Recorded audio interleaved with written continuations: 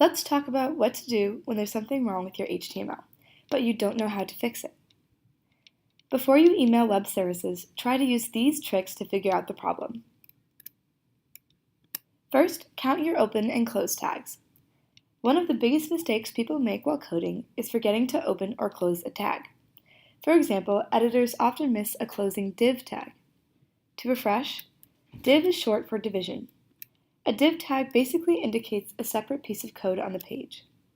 It differentiates different components of your code. Earlier in this course, when talking about card decks, we saw what happens when you forget or create an extra div tag.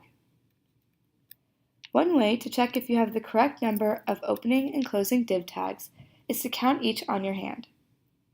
Put a finger up whenever you encounter an opening div and put one down for a closing div.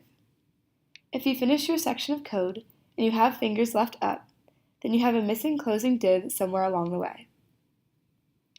To make troubleshooting easier, make sure you properly indent your code. Indentations and paragraph breaks will not affect the output of the code. They will only change how you view the code while editing. When properly indented like this, it's much easier to see if every open tag has a closed one. The Drupal editor can be difficult to read sometimes. Free online tools such as Sublime, Text Wrangler, and Atom Plus will color and indent code for you to make it even easier to analyze. Lastly, make sure you consistently match your labels. For example, as we saw earlier with expandable content, if you have an ID in one place, make sure the corresponding ID is properly used later in the code.